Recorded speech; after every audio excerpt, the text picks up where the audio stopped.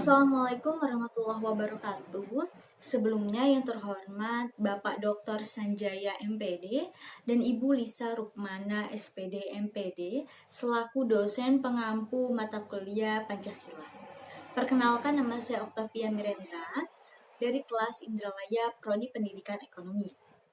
Nah, di sini saya akan memberikan sedikit pendapat saya mengenai kasus yang sedang viral, baik di media sosial maupun di televisi, yaitu kasus penganiayaan perawat di salah satu rumah sakit swasta di Indonesia. Lalu kasus tersebut saya akan kaitkan dengan mata kuliah kita Pancasila tentang implementasi Pancasila dalam kehidupan sehari-hari, khususnya pada sila kedua yang berbunyi kemanusiaan yang adil dan beradab.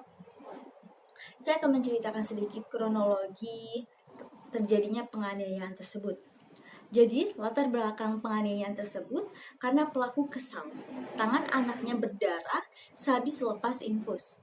Sebenarnya, korban telah memberikan penjelasan penyebab tangan anak pelaku tersebut berdarah. Berdasarkan keterangan korban, tidak terjadi apa-apa ketika dia mencabut infus. Dia pun melarang istri tersangka untuk menggendong pasien setelah infus itu dicabut. Ternyata istri pelaku tersebut malah menggendong anak dari pelaku tersebut. Maka mengakibatkan tangan anak atau pasien tersebut berdarah. Hal itulah yang memunculkan emosi atau kesal pelaku terhadap perawat. Sehingga tanpa menahan amarah tersebut terjadilah penganiayaan baik dari fisik maupun non-fisik, yaitu menyebabkan luka-luka pada bagian wajah dan gangguan mental atau psikis karena terjadinya pembentakan dari pelaku ke korban. Nah, karena viralnya berita tersebut, bahkan ada video yang menunjukkan kejadian tersebut, maka pemerintah langsung bertindak cepat untuk menyelidiki kasus tersebut. Sehingga beberapa hari setelah kasus tersebut viral, pelaku telah ditetapkan menjadi tersangka. Lalu kita kaitkan dengan implementasi Pancasila dalam kehidupan sehari-hari, khususnya sila kedua Pancasila, yaitu kemanusiaan yang adil dan beradab. Seperti kita ketahui bahwa salah satu arti atau makna dari kemanusiaan yang adil dan beradab adalah kita semua sama di depan hukum.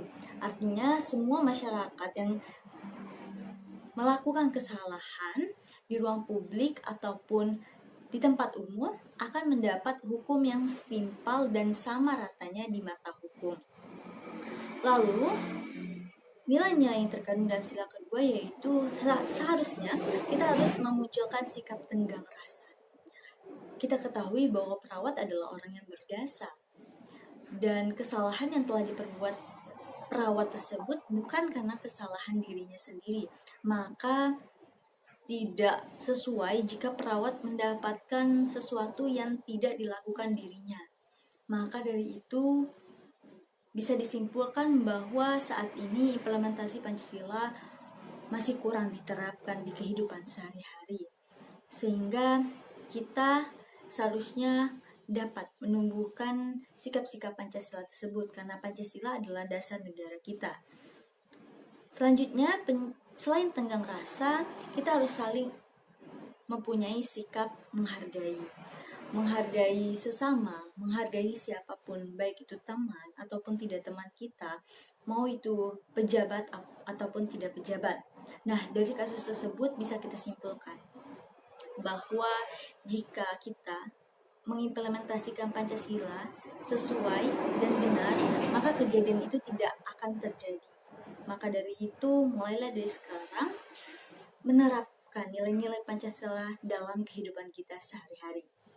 Sekian yang bisa saya sampaikan. Mohon maaf apabila ada kesalahan kata, karena kesempurnaan hanya milik Allah Subhanahu wa Ta'ala. Dan saya ucapkan terima kasih. Wassalamualaikum warahmatullahi wabarakatuh.